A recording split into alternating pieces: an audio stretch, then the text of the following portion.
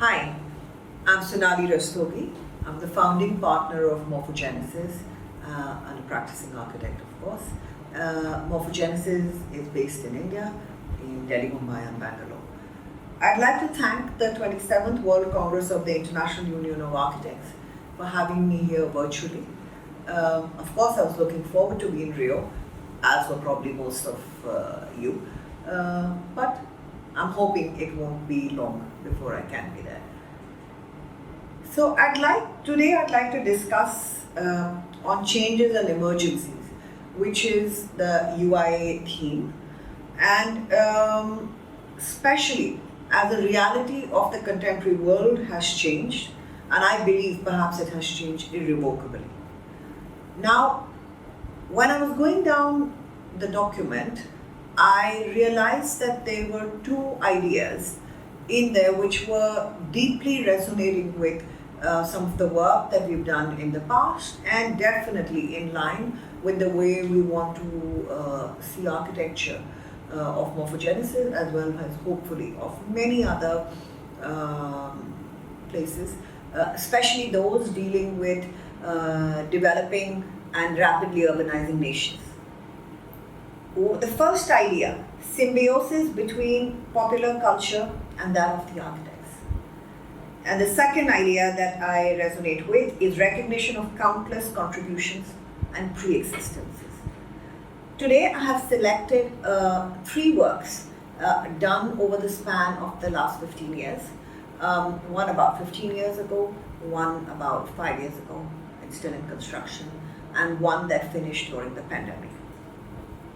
So I have titled my today's conversation as Soul. Soul is a philosophy that Morphogenesis practices, which is the architecture which is sustainable, optimized, unique, and livable. To this, I have added the tagline inspired by communities. Communities, not only the ones that live in the architecture that the architects design, but communities that build the architecture which others inhabit. Hence, the inspiration is inspired by tradition, by people, by cultures, and by communities. And together, that gives us an architecture that has soul. So, I'd like to take you to this slide which talks about pandemic, lockdowns, and India's largest mass migration, perhaps one of the largest mass migrations in the world. And the uniqueness of this migration was of the 139 million migrant workers in this country, 1.14 million set off mostly on foot to their homes which were 20 or 30 days walk away. They were suddenly rendered homeless because most of their homes are the construction sites that they work on. And they were left with no means, no finances, no food, no shelter. Some of them walked with families, with children. And they were at the mercy of good Samaritans that perhaps gave them water and food on their way back home. An entirely suddenly disenfranchised community.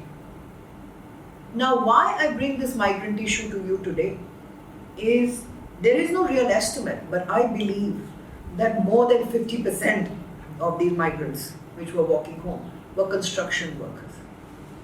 These are people who put form to our imagination. In a developing nation such as India, they are perhaps even today more important than the mechanized part of the construction industry. They are crucial. Without them, there is no urbanization. Without them, there is no architecture. And they were rendered homeless and victims of a system where urbanization has formed a has been a more high priority idea rather than an inclusive idea where people who help with urbanization, people whose livelihood depends on it, should be an inclusive part of the way policy the way urbanization is designed, the way architecture is built. These people should have been an inherent and inclusive part of it, and therefore should have not had to experience this. With this, I will now go back to the first project. This project is situated in Rajasthan, in the western part of India. It's completely desert climate, and the city of Jaipur, where this is located, sees temperatures up to 47, 48 degrees centigrade, and it has a long summer, almost entirely summer. So this project had to deal with very harsh climate, and we went back to seeing how it has been done in the past. And we came up with jalis, which are perforated fenestrations, stepwell techniques. A lot of different construction techniques were inspired by the way it was traditionally done. And it found its way into a bauli at the base of the building. Bauli is like a stepped well at the base of which there's water. And traditionally, these baulis were places where people gathered. The water was kept cool because of the earthwarming effect. Now, it was designed like that at Pearl, and the students kind of almost use it automatically like that. They gather around the water. The water is entirely treated water from the site itself. So no waste, no water leaves the site. The local craftsmen who used to make stone jalis were reskilled to make cementatious jalis because cost and time was a key criteria. And you can see on this site cementatious jalis being created, and then they were just mounted using simple steel, local, indigenously created mounting system. The other material that is really caught the imagination of quite a few projects post this project is the humble earthen matka. Matka is pot. Now this earthen matka has almost got phased out of modern life, which also means a large community of people who used to make their livelihood making matkas, spinning potters, have all become unskilled and therefore likely to become urban unskilled construction workers. In this project, this humble matka, which has earlier been used to carry water, store grains, be an important element of spiritual activity, is now being used as insulation. Now, it was used as insulation in all slabs. Very simple technique: invert the slab, make it a container of pots. This gave a large community, I think about 120 potters, livelihood for over a year, and of course introduced architecture back to the idea of using earthen pots as insulation. And the price of these pots is 2 to 3 cents a pot. Definitely cannot be matched by any other synthetic or modern day material, and which are not half as effective. So, very happy to say that these potters have been finding livelihood in their hometowns ever since then. I'd like to come to another project which began construction, or rather design, about 5 years ago and is now in fairly advanced stages of construction. It's ITC mixed-use campus. It has all the modern day needs. It has IT buildings, it has luxury condominiums, it has conference center, it has a hotel. But to me, more interesting is the fact that we were confronted with a site which is entirely west facing. West is very harsh in this part of the world, and to be avoided essentially. And so rather than create a lot of blank facades, we sort of let back on understanding what is the mindset of the people of this region. They are Bengalis. Bengalis are Bengal, the region is the nerve center for art, culture, and it kind of occupies the entire mind space of the communities here. However, there is also a lot of impoverished traditional artists today, and reading about some of these, we actually gathered 40 of these artists, and they worked upon various themes of Bengali life: agriculture, farming, music, seasons, spiritual, iconicism, And based on their creativity, these large Western solid facades were created. And of course, they serve the purpose of achieving sustainability by acting as buffers to the Western sun. But they also gave a certain amount of iconicism, bespokeness, and definitely uniqueness. So a lot of this S of sustainability, U of unique, and L by making an inclusive approach to impoverished, highly skilled artists. A lot of livability was achieved, I believe. Now, in order to optimize the way this craft is included and the way this community is included, the work was done by creating the artwork, getting it, the basic cutting done on modular stone panels through regular CNC cutting machines. However, the handcraft came in the polishing and the texturing of the surfaces, and whilst it gave us a microclimate, it gave us perhaps a huge urban art and a lot of inclusion of character, local heritage, local craft. This tradition of art found itself in as a placemaking exercise in the entire urban design of the project. The urban space of the project is designed as a sheltered, microclimate enhanced art and culture gallery. It hosts local artists throughout and intends to do it throughout its lifetime. It creates awareness and it's a celebration space. And the orientation of it was kept in a way that it caught the prevailing wind direction, because Bengal is also humid as it is by the sea. And just simple techniques of orientation resulted in passively performing architecture, and it landed up in a way where a lot of people use the outdoors of this project, even when it is half built. Just the way the people who are building it move through the project, it's quite apparent that they are enjoying this strategy. The conference center found inspiration in Tagore, who was a Nobel laureate, and it really holds a position of pride in all Bengali hearts. So his work on, he had a lot of work on environment, and that work found its way as a building facade.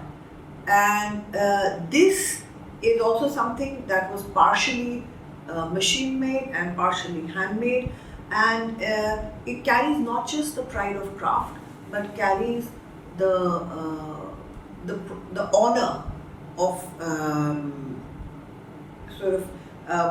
canonizing the works of Tagore.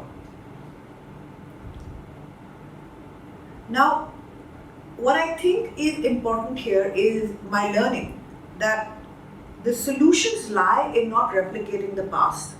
The solutions to the architecture of tomorrow have to come in a marriage of the skill of the people, the aspiration, the imagination of the people with modern construction technique. And this project and this artwork, I believe, is an exercise of huge learning in that direction.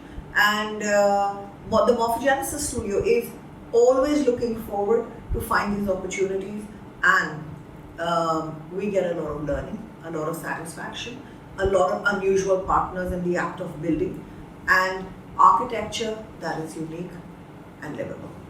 With that, I'd like to come to the third project that I would like to discuss, which is the Lodzi Community Project, a prototype for self-sustaining off-grid hill architecture.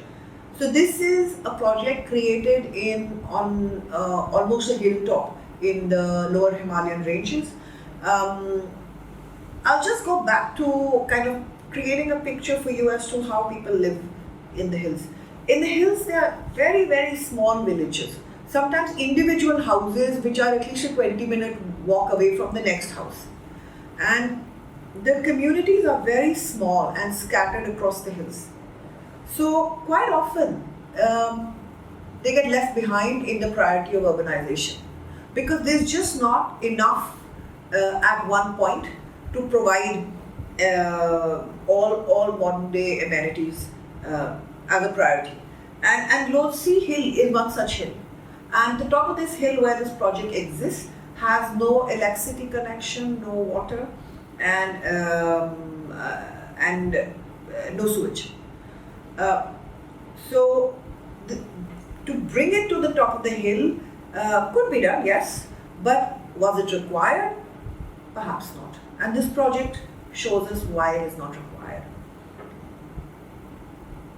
So this project is for a company called Forest Essentials that produces modern day used products, skin products, wellness products, which are based on the ancient Indian Ayurvedic science. It is made from products from the hill. It's 100% natural and organic. And through this project, the entire hill is directly or indirectly supported. There were about 60 or 65 people who together built this project, of whom 60 were people from this hill. Now, the reason that we were able to build with so-called unskilled construction workers was because as architects, we learned how do they build their huts. And here are some pictures showing these huts. We used the same stone technique and combined it with some simple brick construction. And that's how we were able to use people from the hill. Once we've done that, almost all the women of the hill have part-time employment, and they gather the herbs, they gather the plants, they gather the leaves, they dry them, they make the oils, and you'll be surprised to learn that this is in a highly temperature controlled, fume controlled, various products are segregated because they have to meet the production standards which are globally acceptable. All of this has been done without having any electricity or water supply. The electricity is entirely solar, and it's actually in excess now, and it is being routed to the local school. It also has water storage, which is entirely spring water and rainwater. Of course, the low Himalayan ranges have fantastic weather, so that was not really the challenge. In fact, that helped towards creating this off-grid architecture. It's also become a community hub. So the children post-school come to this center where they are mentored, assisted, they play together, and they are almost looked after like a commune by the people who work in this Lotse community facility. The project is energy positive, net zero on waste, and net zero on water. So you can see pictures here where even animals are brought here and milk is sold here, which is used in some of the products. They are looked after. There is an almond husbandry shed. You can see the children having joyfully adopting this place as theirs, and sitting on top of the hill, it's a pride and joy of the entire community. So it is truly built by the community. It houses the community. It supports the entire community, and this community is not going to be migrating. So whilst we do, what I would like to conclude with, that whilst urbanization is an important aspect and cannot be denied, but similarly decentralized growth that supports communities has to be an equal priority, and the pandemic has taught us that even more so than before. So what started off as